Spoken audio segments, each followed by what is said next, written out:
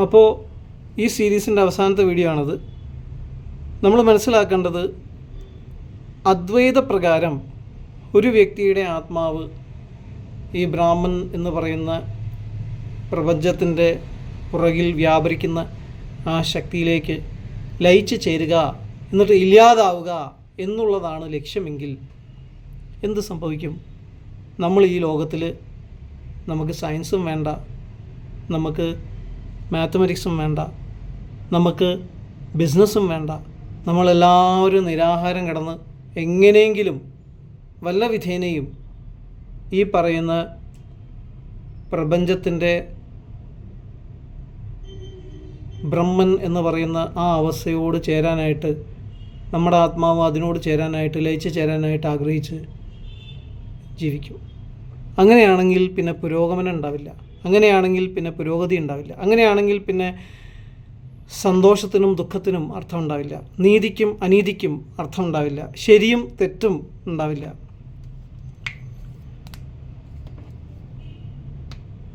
ആ ഒരു ജീവിതമാണോ വാസ്തവത്തിൽ നിങ്ങളുടെ ഉള്ളത്തിലുള്ള, നിങ്ങളുടെ ഏറ്റവും അകത്തെ മനുഷ്യനോട് നിങ്ങൾ ചോദിച്ചു നോക്കുക, അങ്ങനെ ഒരു ജീവിതം അല്ലെങ്കിൽ ജീവിത ലക്ഷ്യമാണോ വാസ്തവത്തിൽ നിങ്ങൾക്കുണ്ടായിരിക്കേണ്ടത്?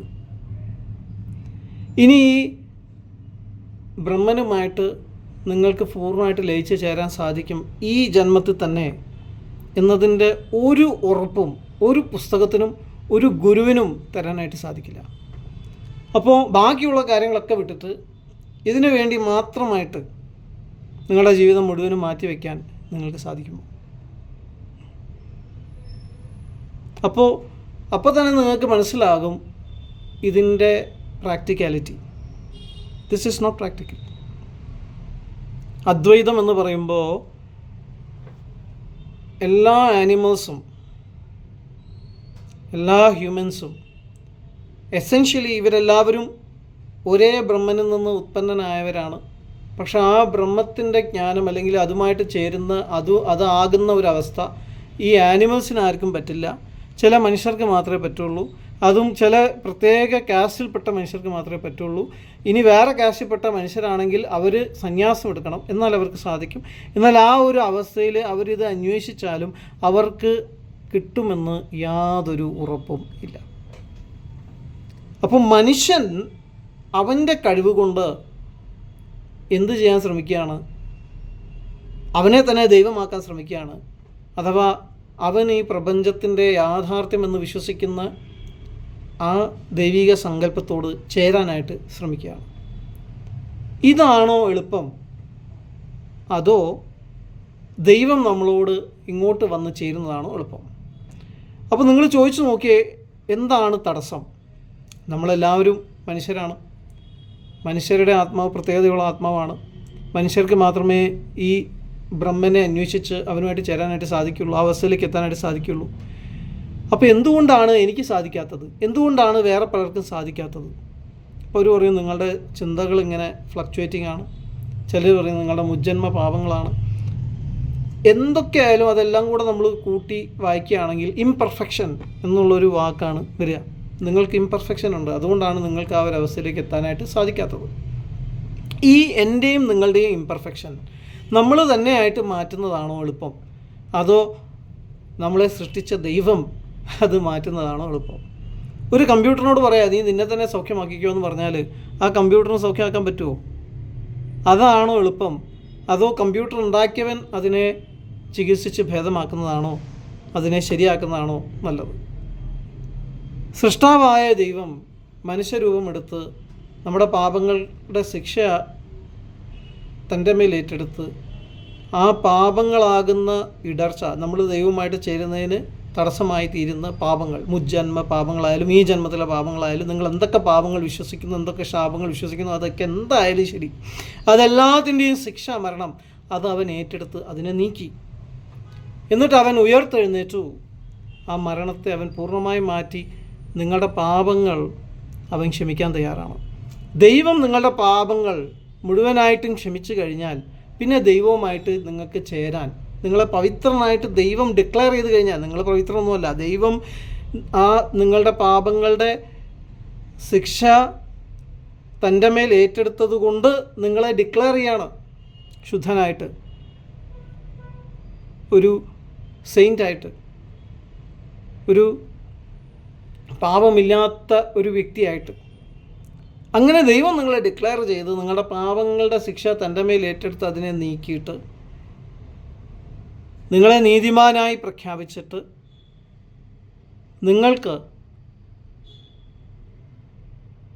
ദൈവവുമായിട്ട് ചേരാനുള്ള അവസരം ദാനമായിട്ട്, സൗജന്യമായിട്ട്, നിങ്ങളുടെ ഒരു പ്രവൃത്തിയില്ലാതെ തരികയാണെങ്കിൽ അതാണോ ശരിയായ മാർഗം?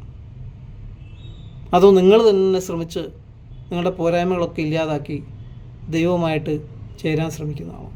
അതിന് എത്ര ബർത്ത് എടുക്കുന്നു ആർക്കും അറിഞ്ഞൂടാ, ആർക്കും ഉറപ്പില്ല. പക്ഷേ പ്രപഞ്ചത്തിൻ്റെ സൃഷ്ടാവായ ദൈവം മനുഷ്യരൂപമെടുത്ത് നമ്മുടെ പാപങ്ങളുടെ ശിക്ഷ തൻ്റെ മേൽ ഏറ്റെടുത്ത് അത് സഹിച്ച് ആ ശിക്ഷ ഇല്ലാതാക്കി നിങ്ങൾക്കും എനിക്കും വേണ്ടിയുള്ള ശിക്ഷ അവൻ്റെ മേലായി. നമ്മുടെ പാപങ്ങൾ ക്ഷമിച്ച് നമ്മുടെ ഉള്ളിലേക്ക് പ്രവേശിക്കാൻ തയ്യാറാണ് പരിശുദ്ധാത്മാവ് എന്നുള്ള രീതിയിൽ. നിങ്ങൾ അങ്ങോട്ട് ചേരുന്നതിനേക്കാളും അവൻ ഇങ്ങോട്ട് ചേരാൻ തയ്യാറാണ്. നിങ്ങളെ നീതിമാനായി പ്രഖ്യാപിച്ച് നിങ്ങളുമായിട്ട് ദൈവം ചേരാനായി തയ്യാറാണ്. നിങ്ങളെ ദൈവം ഒരു ശുദ്ധനായി പ്രഖ്യാപിക്കാൻ, ഒരു വിശുദ്ധനായി പ്രഖ്യാപിക്കാൻ തയ്യാറാണ്. നിങ്ങളിൽ അവൻ്റെ പരിശുദ്ധ ആത്മാവിനെ നൽകി നിങ്ങൾക്ക് അവൻ്റെ ജ്ഞാനം, അവനെക്കുറിച്ചുള്ള ജ്ഞാനം മുഴുവനായും തരാൻ ആഗ്രഹിക്കുകയാണ്. ദാനമായി, കൃപയാൽ, നിങ്ങൾ ചെയ്ത ഒരു പ്രവൃത്തി മൂലമല്ല. ഇതാണോ വാസ്തവത്തിൽ എളുപ്പം? ഏതൊരു മനുഷ്യനും അവർ ലോജിക്കലായിട്ട് ചിന്തിക്കുകയാണെങ്കിൽ അവർക്ക് മനസ്സിലാക്കാൻ സാധിക്കും, ദൈവം ഇടയ്ക്ക് കിടക്കുന്ന ഈ പ്രശ്നത്തെ തീർക്കുന്നതാണ് എളുപ്പം. ദൈവം മനുഷ്യനുമായിട്ട് ചേരാൻ ആഗ്രഹിക്കുന്നതാണ്, മനുഷ്യൻ ദൈവവുമായിട്ട് സ്വന്തം കഴിവുകൊണ്ട് ചേരാൻ ആഗ്രഹിക്കുന്നതിനേക്കാളും എളുപ്പം. എന്ന് മാത്രമല്ല, അതിനാണ് കൂടുതൽ സാധ്യത. ദൈവം ആ പാപം എന്ന് പറയുന്ന മുജന്മ പാപമായാലും ഇപ്പോഴത്തെ പാപമായാലും ഇംപെർഫെക്ഷൻ ആയാലും അത് നീക്കാൻ തയ്യാറാണെങ്കിൽ പിന്നെ നിങ്ങൾ തന്നെ അത് നീക്കാനായിട്ട് പരിശ്രമിച്ച് ഫെയിലിയറായി വീണ്ടും ജനിച്ച് ഇങ്ങനെ ജനിക്കേണ്ട ആവശ്യം എന്താണ്? ദൈവം തന്നെ നിങ്ങളെ അവനുമായിട്ട് ചേർക്കാനായിട്ട് തയ്യാറാണ്. നിങ്ങളൊന്നും ചെയ്യേണ്ട, വിശ്വസിച്ചാൽ മാത്രം മതി. നിങ്ങളുടെ പാപങ്ങൾക്ക് വേണ്ടി കർത്താവായ യേശു ക്രിസ്തു മരിച്ചു. നിങ്ങളുടെ പാപങ്ങൾ അവൻ ക്ഷമിക്കുന്നു. നിങ്ങൾക്ക് അവൻ നിത്യജീവൻ തരുന്നു. നിങ്ങളിൽ അവൻ്റെ പരിശുദ്ധാത്മാവിനെ അയച്ച് നിങ്ങളെ വിശുദ്ധനായി പ്രഖ്യാപിക്കുകയും അവനെക്കുറിച്ചുള്ള ജ്ഞാനം നിങ്ങൾക്ക് പൂർണ്ണമായി തരികയും ചെയ്യുന്നു. എന്ന് മാത്രമല്ല, വരാനിരിക്കുന്ന ഒരു രാജ്യമുണ്ട്. കർത്താവ് രാജാവായി ഈ ഭൂമിയിലേക്ക് വരും. ആ രാജ്യത്തിൽ നിങ്ങൾക്ക് പുതിയ ശരീരങ്ങൾ നൽകി നിങ്ങൾ അവനോട് കൂടെ വാഴത്തക്ക രീതിയിൽ നിങ്ങളെ ഉയർത്താനായിട്ട് ആഗ്രഹിക്കുന്നു. ഇനി ആ സ്രഷ്ടാവ് നീതി, അനീതി, ശരി, തെറ്റ്,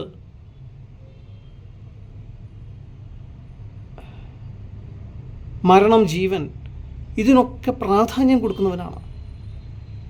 ഇപ്പോൾ നിങ്ങൾ അനീതി നടന്നുകൊണ്ടിരിക്കുന്ന ഒരു സ്ഥലത്തേക്ക് പോവുകയാണെങ്കിൽ അവിടെ നീതി കൊണ്ടുവരാനായിട്ട് അവൻ നിങ്ങളെ ഉപയോഗിക്കാനായിട്ട് ആഗ്രഹിക്കുകയാണ്. തെറ്റുകൾ നടന്നുകൊണ്ടിരിക്കുമ്പോൾ ആ തെറ്റുകളെ ശരിയാക്കാൻ വേണ്ടി സ്നേഹത്തിൽ അവൻ നിങ്ങളെ ഉപയോഗിക്കുകയാണ്. രോഗവും മരണവും ദാരിദ്ര്യവും വ്യാപരിച്ചുകൊണ്ടിരിക്കുന്ന സ്ഥലത്ത് ദാരിദ്ര്യവും രോഗവും മരണവും വരെ മാറ്റാനായിട്ട് അവൻ്റെ ശക്തിയാൽ നിങ്ങളെ ബലപ്പെടുത്താനായിട്ട് ആഗ്രഹിക്കുകയാണ്. എനിക്കിതുമായിട്ട് യാതൊരു ബന്ധവുമില്ല. മരണം,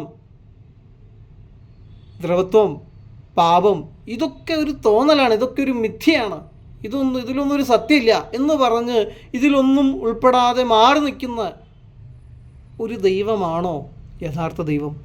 അതോ പാപത്തെയും രോഗത്തെയും മരണത്തെയും ദ്രവത്വത്തെയും ഇല്ലാതാക്കി അവിടെയെല്ലാം ജീവനും നന്മയും കൊണ്ടുവരുന്ന ദൈവമാണോ യഥാർത്ഥ ദൈവം?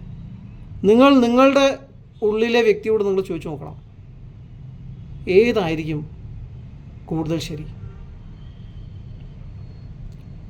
ഇനി അടുത്തത്, ശരിയും തെറ്റുമില്ല, പാപവും നീതിയുമില്ല. അപ്പോൾ നിങ്ങൾക്ക് തോന്നിയ പോലെ ജീവിക്കാം. നിങ്ങൾക്ക് ഏത് വ്യക്തിയുടെ കൂടെ വേണമെങ്കിലും വ്യഭിചാരം ചെയ്യാം, ആരെ വേണമെങ്കിൽ കൊലപാതകം ചെയ്യാം, ആരുടെ വേണമെങ്കിൽ മോഷ്ടിക്കാം, ആരുടെ വേണമെങ്കിൽ മോഹിക്കാം. നിങ്ങളെ ശത്രുക്കളെ നിങ്ങൾക്ക് വെറുക്കാം, അവരെ വെറുത്ത് നിങ്ങൾക്ക് കൊല്ലാം, അവർ ചാകാൻ വേണ്ടി ബ്ലാക്ക് മാജിക് വരെ നിങ്ങൾക്ക് ചെയ്യാം. അതിലൊന്നൊരു തെറ്റില്ല, കാരണം ശരിയും തെറ്റില്ലല്ലോ. അതിന് സന്നദ്ധനായി നിൽക്കുന്ന ഒരു ദൈവമായിരിക്കുമോ യഥാർത്ഥ ദൈവം? അതോ നിങ്ങൾക്കിപ്പോൾ എന്നോടൊരു ഉടമ്പടിയുണ്ട്, എൻ്റെ പരിശുദ്ധാത്മാവിനെ ഞാൻ നിങ്ങളുടെ ഉള്ളിൽ തന്നിരിക്കുന്നു, നിങ്ങൾക്കിപ്പോൾ എൻ്റെ ജ്ഞാനമുണ്ട്, നിങ്ങൾ സത്യത്തിലും നീതിയിലും ആണ് ജീവിക്കേണ്ടത്. ദൈവം നിങ്ങളോട് വിശ്വസ്തനായിരിക്കുന്ന പോലെ നിങ്ങൾ ദൈവത്തോടും വിശ്വസ്തരായിരിക്കണം.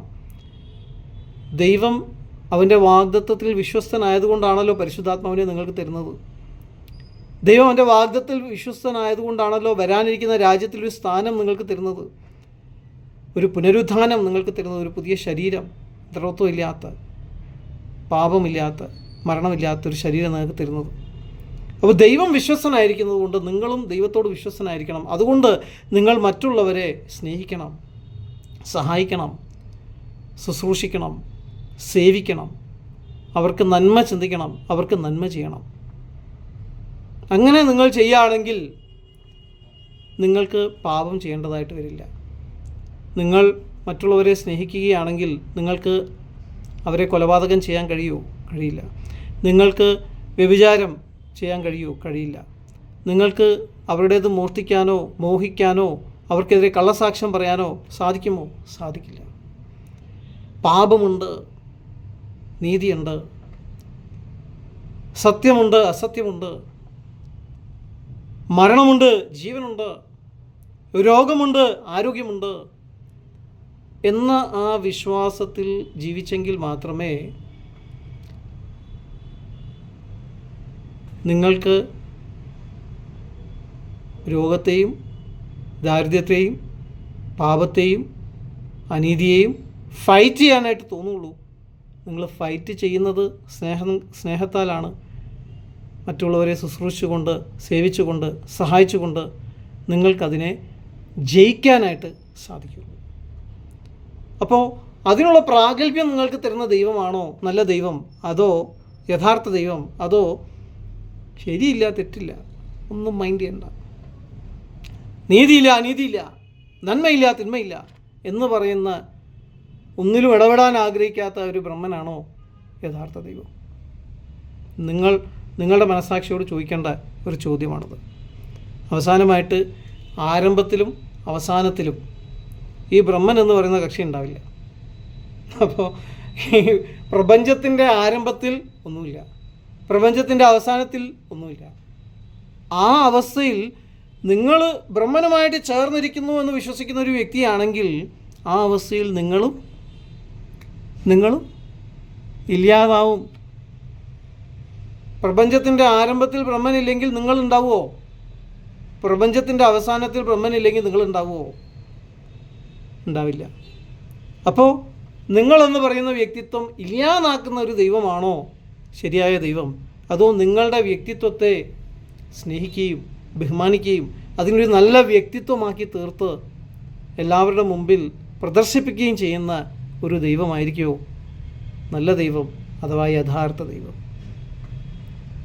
ആ അദ്വൈതത്തിൻ്റെ കോൺസിക്വൻസസിനെ കുറിച്ചാണ് ഞാൻ കഴിഞ്ഞ വീഡിയോയിൽ വിവരിച്ചത്. എന്ന് പറഞ്ഞാൽ അദ്വൈതം ശരിയാണ് എന്ന് നമ്മൾ വിചാരിക്കുകയാണെങ്കിൽ എന്തൊക്കെയാണ് പ്രശ്നങ്ങൾ ഉണ്ടാവുക. പക്ഷേ ഇപ്പോൾ ഞാൻ നിങ്ങളോട് പറയുന്നത് നിങ്ങളുടെ വ്യക്തിപരമായുള്ള ജീവിതത്തിൽ എന്തൊക്കെയാണ് പ്രശ്നങ്ങൾ ഉണ്ടാവുക. അതുകൊണ്ടാണ് ഞാൻ പറഞ്ഞത് അദ്വൈതം എന്ന് പറയുന്നത് ശരിയല്ല. ആ ഫ്രെയിം വർക്കേ തെറ്റാണ്. ശരിയായ ഫ്രെയിം വർക്ക് എന്ന് പറയുന്നത് സൃഷ്ടാവുണ്ട്, സൃഷ്ടിയുണ്ട്, സൃഷ്ടിയിൽ പാപമുണ്ട്, മരണമുണ്ട്, ദ്രവത്വമുണ്ട്. ഇതിനെയൊക്കെ നീക്കാനായിട്ട് സൃഷ്ടാവിന് കഴിയും. അതിന് സൃഷ്ടാവിന് ഒരു പദ്ധതിയുണ്ട്. ആ പദ്ധതിയുടെ പേരാണ് കർത്താവായ യേശു ക്രിസ്തു. കർത്താവായ യേശു ക്രിസ്തുവിൽ വിശ്വസിക്കുന്നവർക്ക് നിത്യജീവനുണ്ട്. അവർ മരിച്ചാലും ജീവിക്കും. ദൈവം അനുഗ്രഹിക്കട്ടെ.